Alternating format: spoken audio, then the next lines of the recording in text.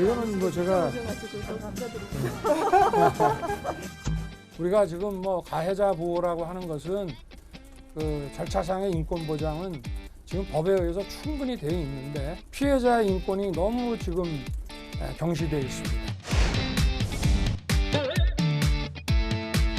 유기견하고 또 이 범죄 피해 이 트라우마하고가 이게 유기견도 트라우마가 있거든요.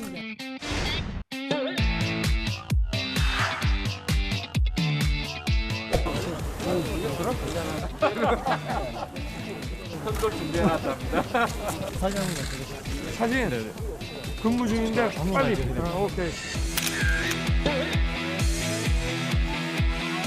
실제로 좀 어느 정도는 총 같은 건 몰라도 테이저건이나 가스총 같은 거는 적극적으로 써야 안 되겠습니다. 선대위가 공식 출범한 이후 윤석열 후보의 본격적인 광폭 행보가 시작이 됐습니다. 이 이야기에 앞서서 여론조사 하나 살펴보겠습니다. 다자 대결, 가상 대결에서 자, 이재명 후보가 37.1% 그리고 윤석열 후보가 45.3%로 오차범위 밖에서 윤 후보가 이재명 후보를 앞서는 것으로 조사됐습니다. 지난 조사와 대비해서 이재명 후보는 2%포인트, 그리고 윤석열 후보는 1.6%포인트 오른 결과입니다. 자, 지난주에 윤석열 후보와 이준석 대표의 울산 단판 기억하시죠? 그리고 김종인 위원장의 선대위 합류.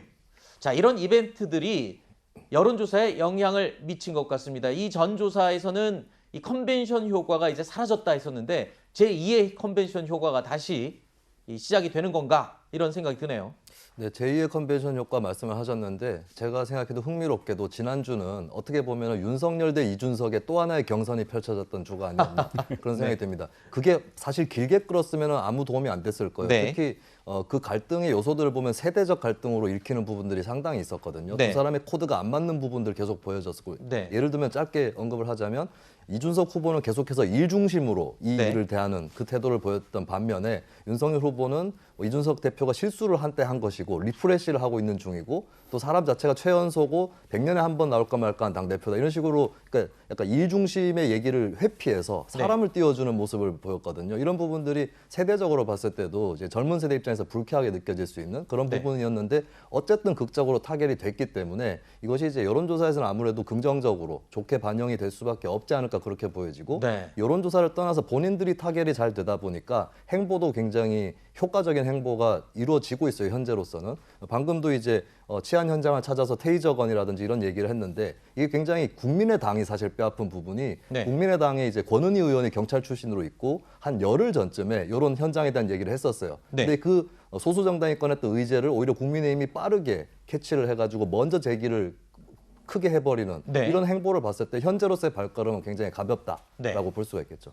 지난 12월 4일인가요? 그때 출연했을 때 우리 윤 특보께서 아무리 이렇게 이 논란이 되지만 6일 전에는 분명히 해결될 것 같다 이렇게 말씀을 하셨었는데 실제로 그렇게 됐고 그 극적인 효과가 이 여론조사에도 많이 상당히 반영이 된 것 같다 이렇게 생각이 됩니다.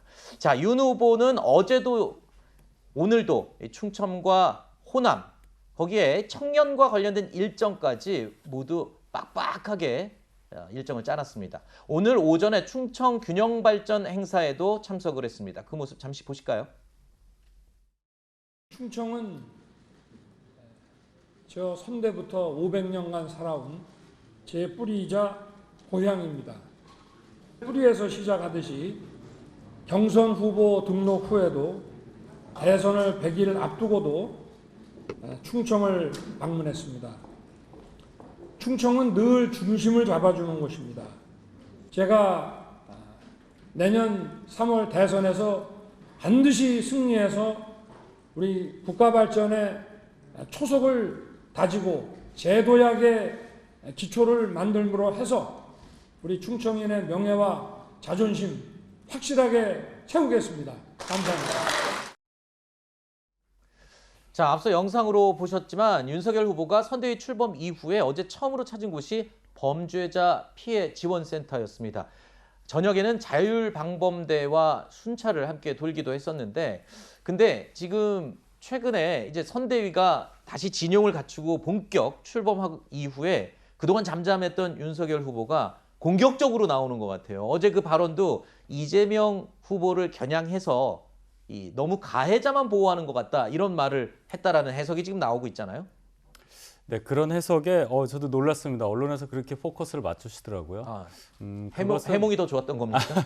그렇다기보다는 아무래도 이재명 후보가 그 조카 변호 관련해서 네. 했던 그런 얘기들, 그것이 너무나 그 인상이 너무 강렬하게 남아 있었기 때문에 네. 거기에 초점을 맞추신 해석이라고 보고, 물론 가능한 해석이고요. 제가 생각하는 것은 우리가 항상 가해자 인권에만 집중했다는 것을 인정할 수 있습니다.